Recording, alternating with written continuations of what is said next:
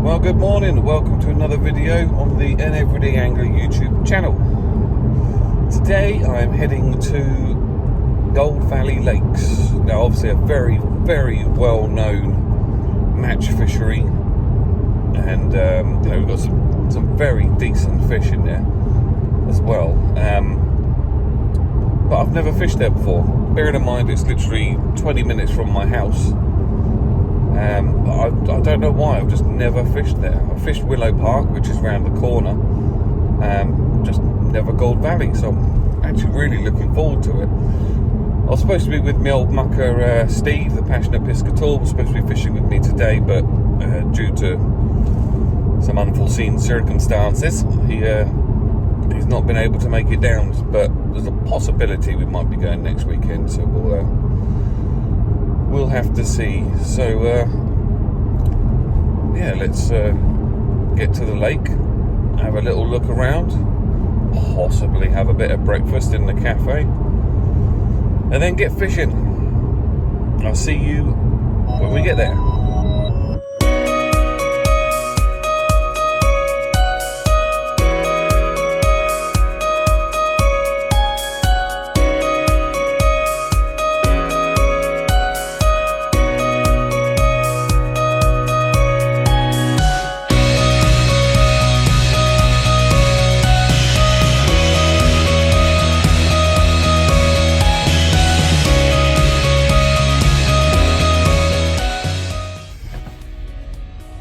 Paid the money and now it's quite good. You can actually drive around a large amount of the lakes and basically park in your swim. Just got to remember which lake's which. Now I think the one to my right here, I think that was Syndicate Lake, I think she said that you can. Don't actually know where I'm going now. No anglers beyond this point, so it's not that way. So you can park in the middle here. There's a big car park, and I believe the lake over there, I don't know. I think I'm going to try a lake called the Bat Lake, which I think's got like a cave on it or something for bats. I assume the one next to me is the Middle Lake. Would make sense. You can literally park right behind your swim here. There's not many people actually fishing. There's only, I think she said there's only 8 people fishing at the moment. The car park was rammed, and I thought, oh no, I've arrived too late. I'm never gonna blooming get a swim. But it turns out that's for a match draw for the Basingstoke Canal. I don't know where I'm going now. Can I go around here? I've no idea where I'm going. Okay, so because you've got Syndicate Lake, Gold Lake, Middle Lake, Bat Lake, I believe. Right, let's see if we can find somewhere to park, and then we'll get the kit out. Right, I'm just going to take a little wander around Bat Lake. The only main issue is on this side is it's all concrete, so I've got no chance of sticking my shelter in, and it's predicted to rain quite a lot of the day. So I'm just going to walk around, see if I can find somewhere that I could put shelter up. It's not looking very likely.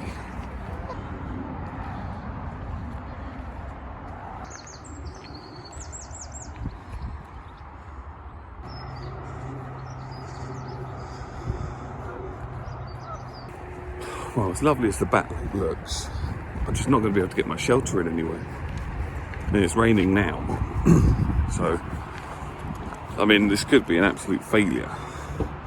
I didn't really look at the other lakes as I was driving past to see if their swims were any different, but I'm going to drive back round, see if I could find somewhere that I could potentially put a shelter in. Otherwise, I'm going to get wet.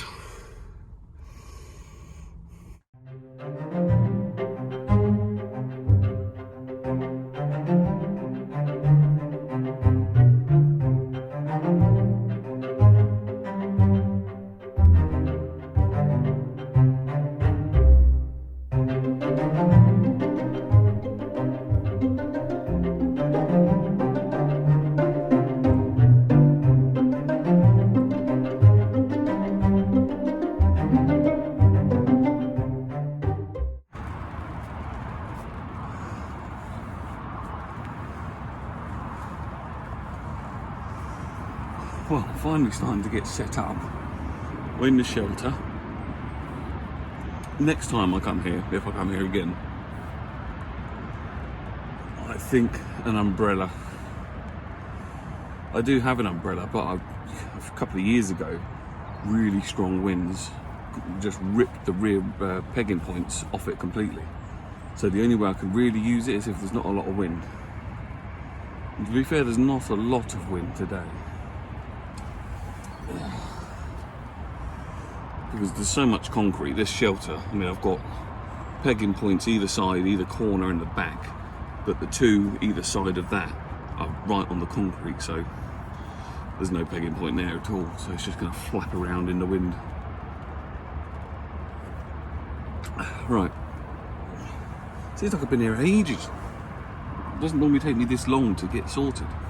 Let's get the net sorted. Let's get the feeder rod arm on the chair and start making a plan of where I'm going to fish.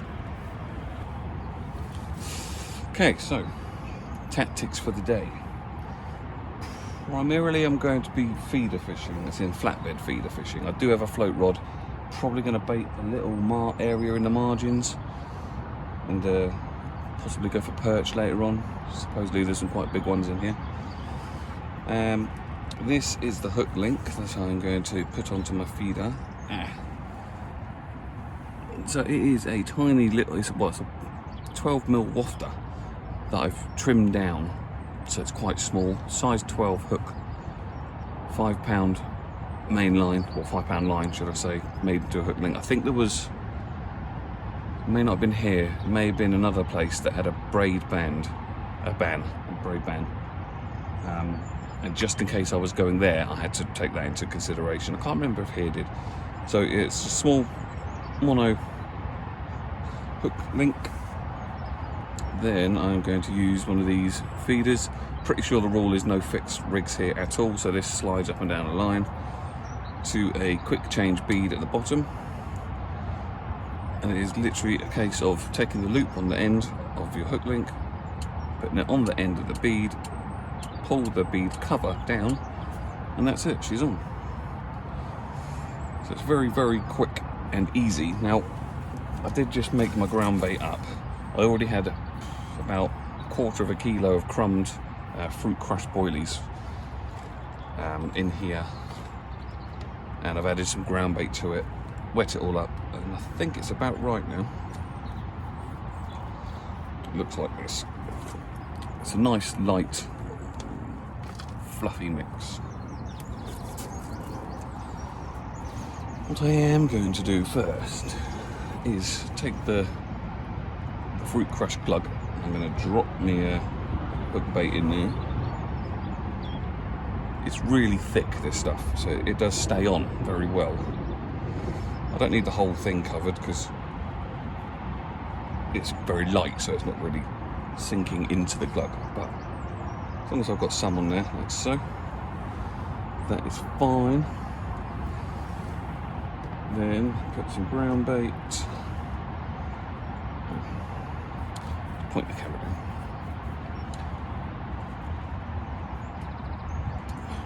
Then just put a small layer of ground bait onto the feeder, just a tiny little bit. Put the hook bait or the wafter on the top like so. Completely cover it.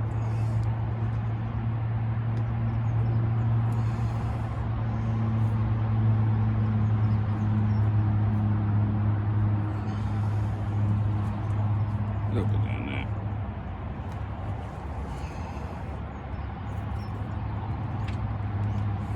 There we go.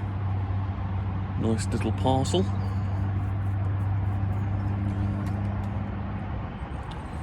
Now, if I was fishing at distance, I'd probably use a mould, but it's probably a 30-40 yard chuck to the rope, I would think.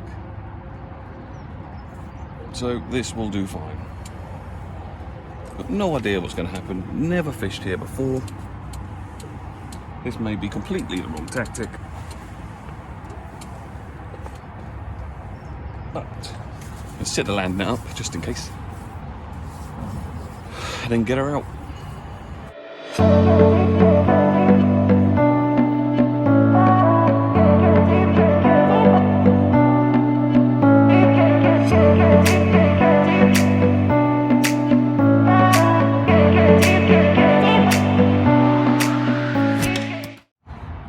Just started to get a couple of tiny little taps.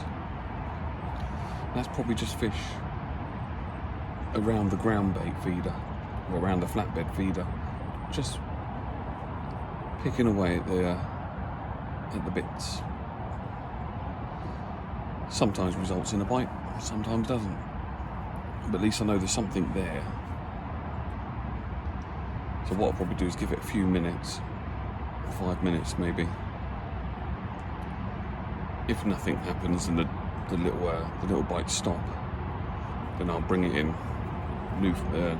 more ground bait on it, and chuck it back out.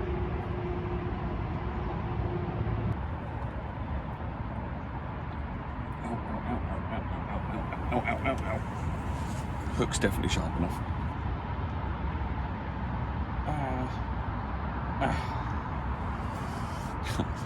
The hook got stuck in my bottom of my thumb, and then the feeder pulled it further in. Right. We'll stop with the feedering for a little while. Let's put that over there. And we'll give the float a go. Oops. Now, I've already plumbed the depth. So it is about 4.5, 5 foot.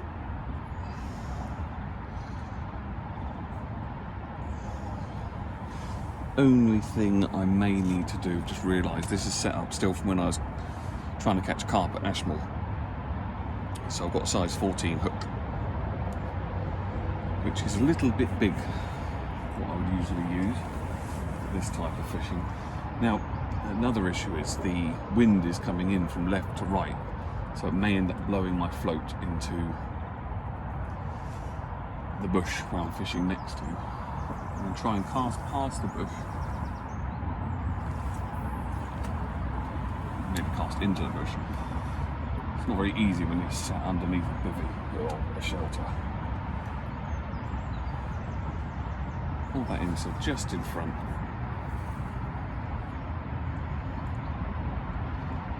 But with the waves, that's going to be tricky to see the bites. But let's see.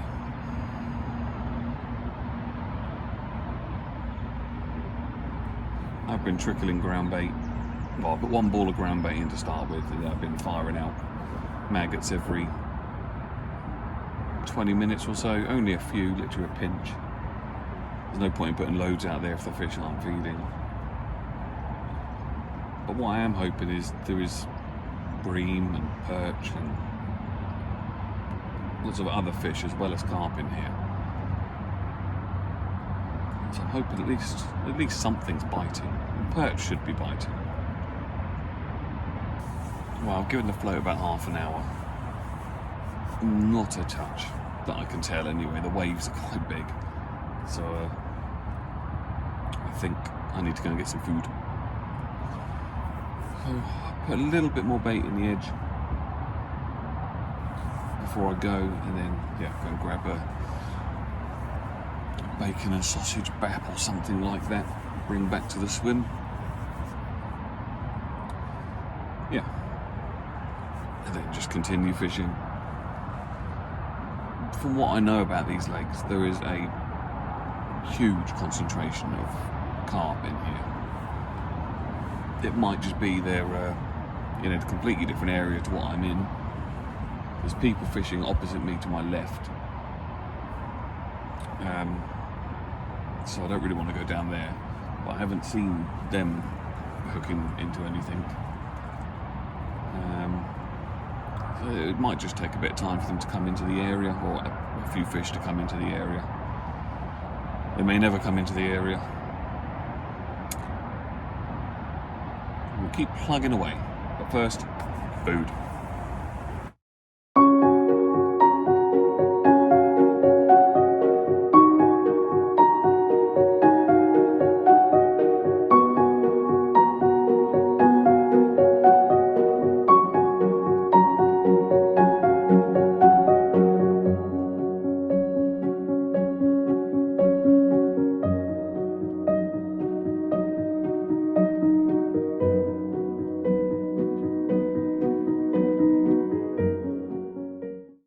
I got my breakfast, well, my sausage and bacon bap.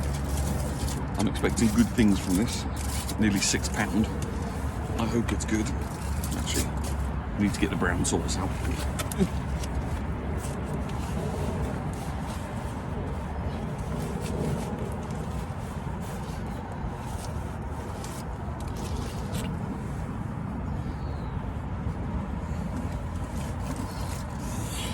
Okay, let's see.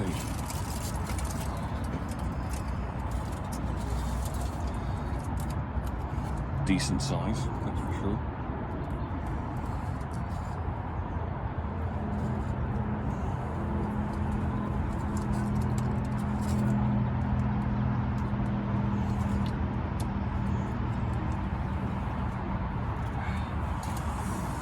Buttered roll, bit of brown sauce.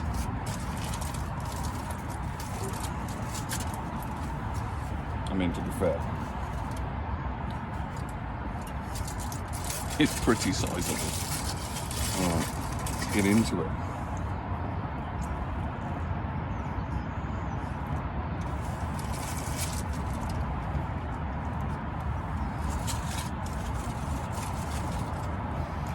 That'll do.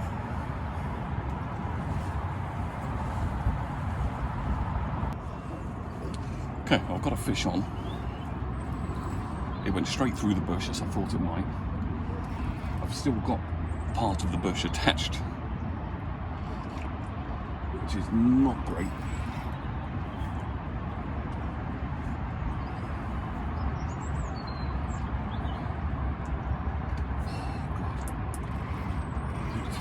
It's definitely a carp. And it knows exactly where to go. If I get this in, it'll be a miracle.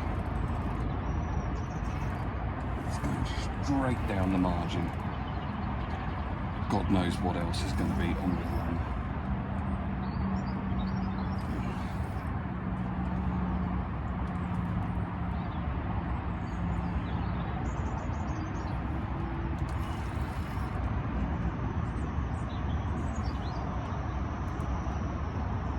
Trying to shake the stick off. It's literally right under my feet here.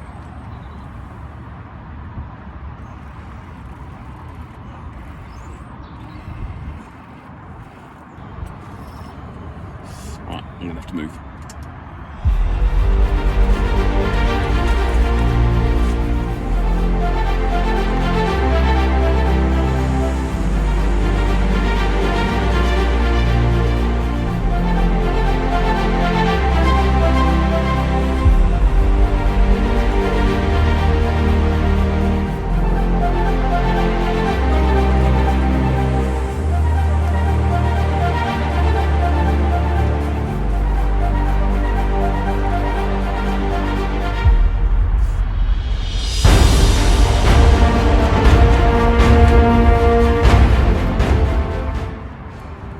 Well, not going to lie to you, that's quite a lot bigger than I thought it was going to be. Right, I've got to try and get set up now.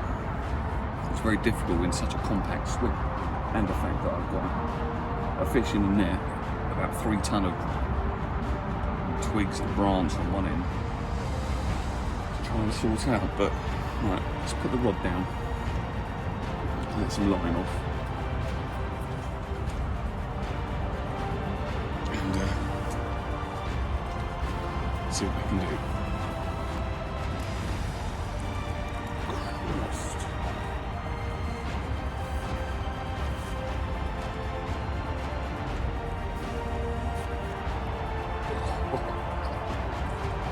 There we go, look at that. What a beast. Definitely over £10, maybe towards the 15 mark, I would think. Beautiful. Let's get it back, see if we can get another one.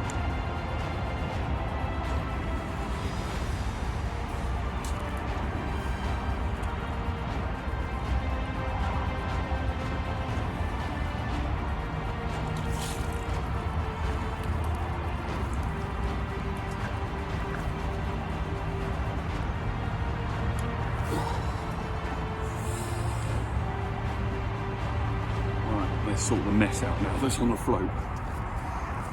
Well, this is what I was towing around with me, hoping I don't have to snap my line. Lots of other lines are attached to this. Okay, now obviously I'm not going to stick them back in the swim. I'll put them behind the bivvy and move them off when I've finished. Well, that was good fun, but also quite nerve-wracking. I was sure that with those branches part of the way where they were kind of resting on top of the float, so whenever I was trying to pull the fish up, the line and the rods was just not beefy enough really to pick the fish and the branches out of the water, which is why it took so long to get it in. But great fun. Oh, well, I was just about to think about giving up on the float, thinking it wasn't moving at all. That bite came from nowhere, and yeah, what I thought was going to be a perch to start with, obviously not. So alright, let's stick the float back out for a bit longer, see if we can get another one.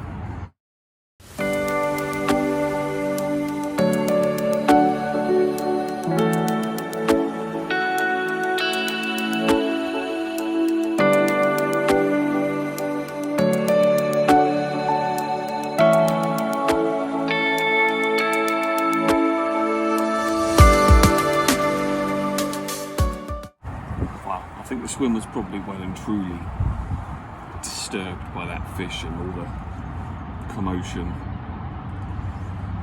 So I may leave the float.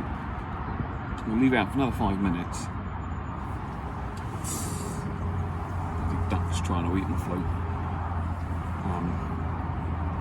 Then I'll just continue to bait the area and I'll put the feeder rod back out. It's going to be quite tricky to fish the float or feeder, really. The wind is really picking up. I'm quite lucky actually, I'm quite happy that I brought this shelter. I wasn't going to bother at all, but I think, you know, it's a very cold wind and it's coming from sort of left to right. Because I've got the shelter angled slightly, it's actually not really affecting me in here. But it's like a beach. It's like a beach out here. The waves are lapping in. The float I can hardly see, because as soon as a wave comes up it covers the float. I don't really want to have too much of it poking out of the water. So yeah, I'll give it a few more minutes, then I'm going to go back onto the feeder and give that a go, see what happens.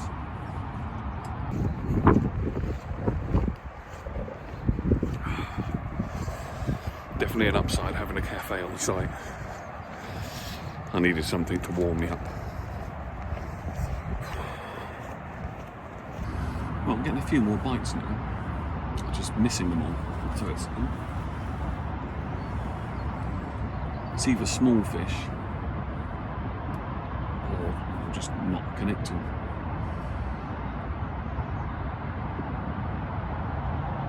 It's definitely bites though. The float sails off. So it's a good sign. I'll stick with the float fishing a bit longer until I've had probably 20 minutes or so with no bite at all. Then I'll switch to the feeder.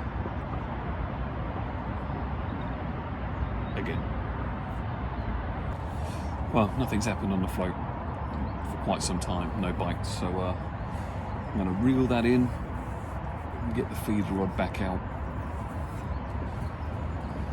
I've been firing maggots straight out ahead of me, about as far as I can go with the catapult.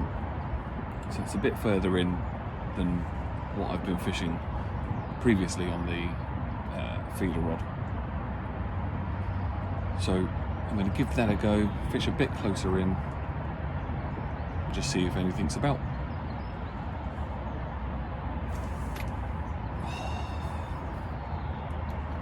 Okay. Just missed a lovely bite on the float. So I'll give it a few more minutes, then I'll switch over to the feeder.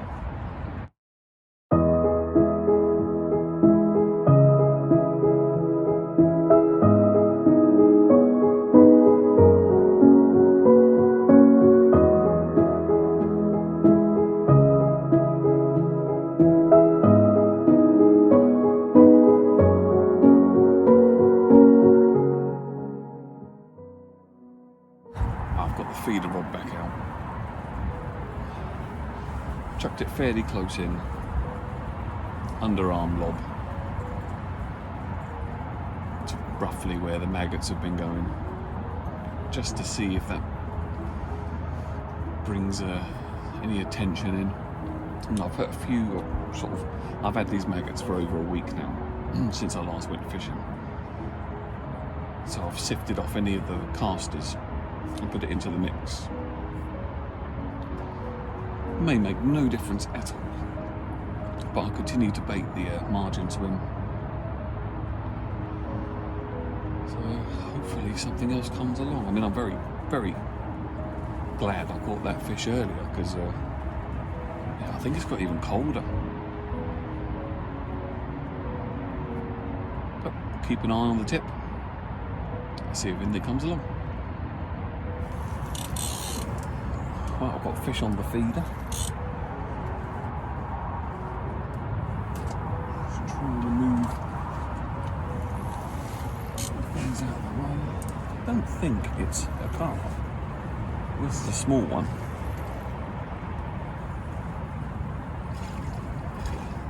It's a bream.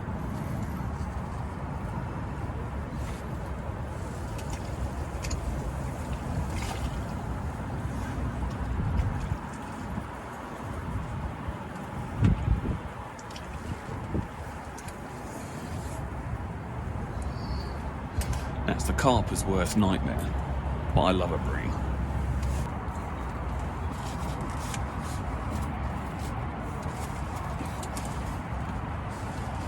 It's quite awkward when you're in a shelter to try and ship the landing net down the back.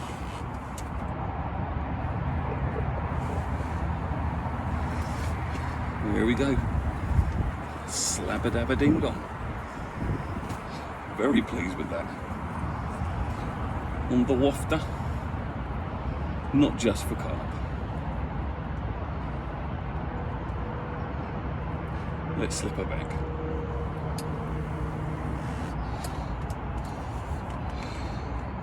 They do make a mess.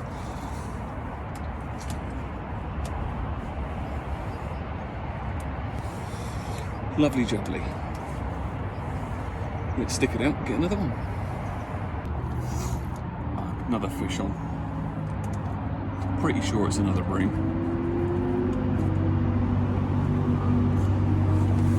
Not really pulling back. They still give a good account for themselves in here.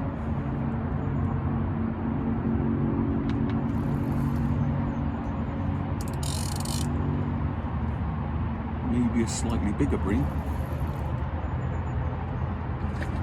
And it is.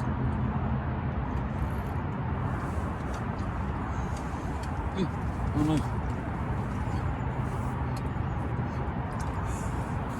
Lovely.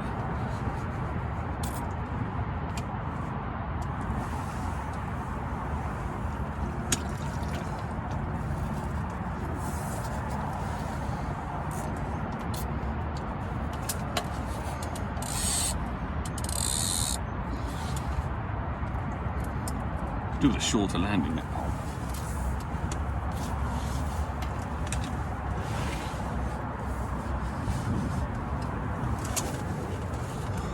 Look at that.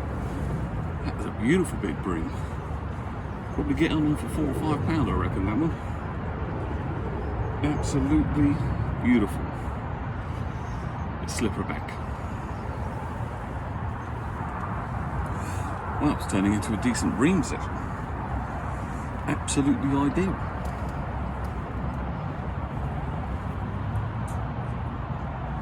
Keep some maggots going in. They ended up down there somewhere. Let's try that again. Pointing them upwind.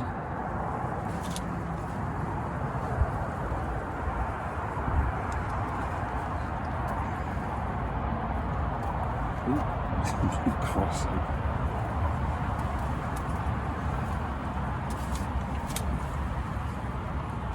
Lovely. Right. Let's get that back out. See if we can get another one.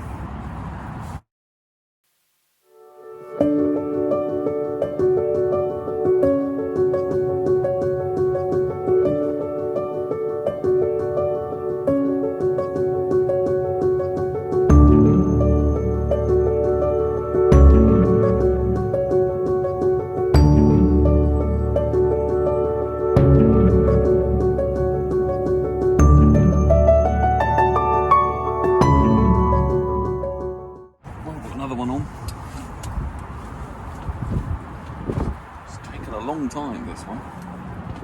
Going hard left.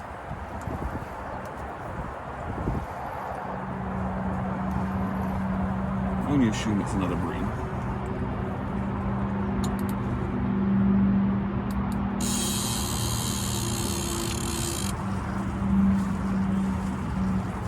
If it is, it's quite a decent one, I think. It feels like it's got a lot of weight to it. This is a small carp. Slabba-dabba-ding-dong.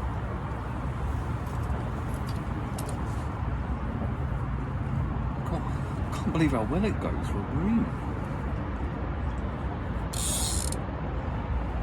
It looked like a bream anyway.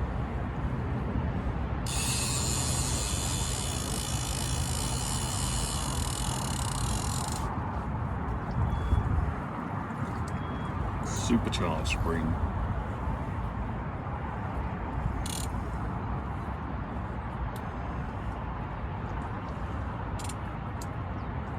Yeah. I've never had a bream fight like this. It looked like a bream because it didn't roll.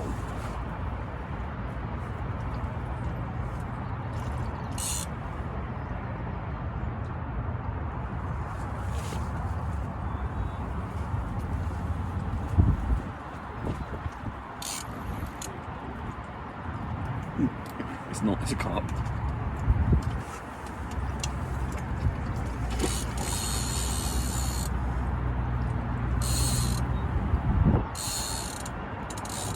I did think it seemed to be taking a little too much line for a carp, for a bream. It's like quite a nice fish. Seems to have woken up.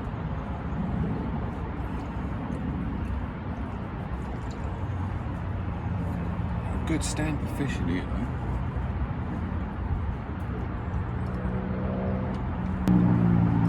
Must admit, it feels like I've got a bit more control with this rod rather than the float rod was a little bit hairy.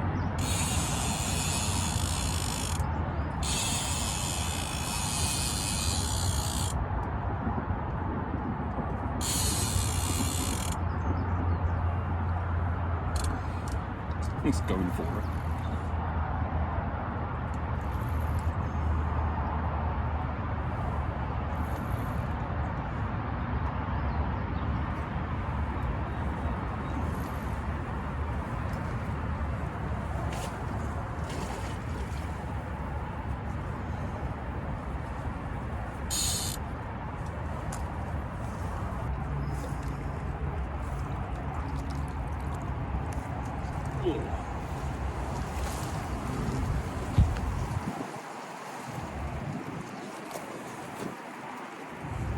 Christ, I think this one's bigger.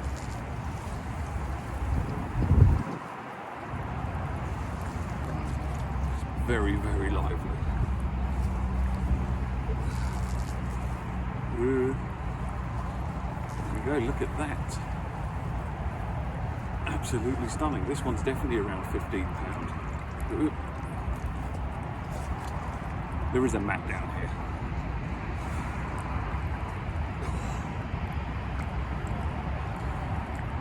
Absolutely brilliant. Let's slip her back.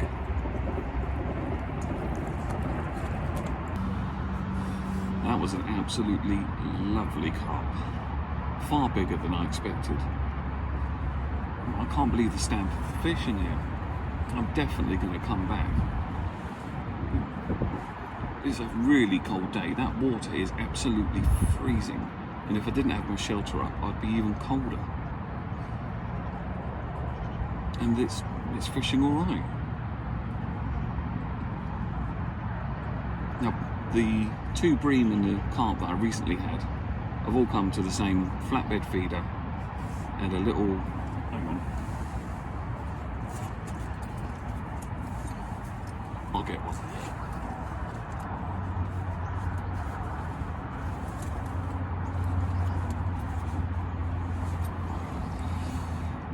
And these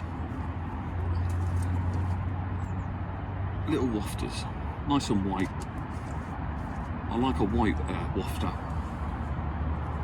especially in the winter. It looks like a bit of bread probably to some fish. I trim it down a little bit, and so it just hovers above the flatbed feeder. I tank tested it before I came here, and it looked really good. You know, the ground bait and the pellets kind of slowly come off, and then right in the middle, the little lofter. Now these ones are made for the tackle shop in Basingstoke, Anglers Hideaway, and I'm part of their team, so obviously I'm going to use their boilies and promote their boilies as much as I can for them. So if you did want to get some of them yourself, they do a whole range. They do chili ones, they do the pink crush, fruit crush ones, which I'm using. So it's definitely worth going in and having a look. I will drop their website down here, their Facebook up here. So check them out, give them a follow, pop into the shop, and grab yourself some bait.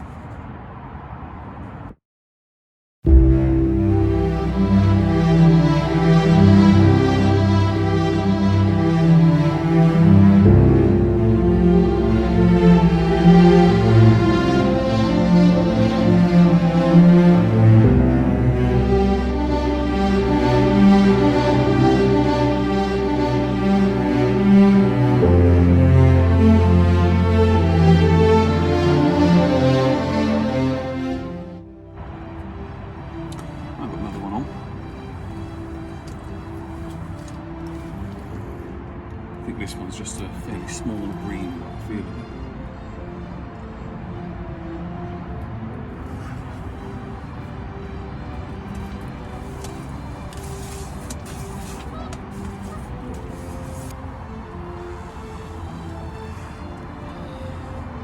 Not as big as the other ones, but very welcome.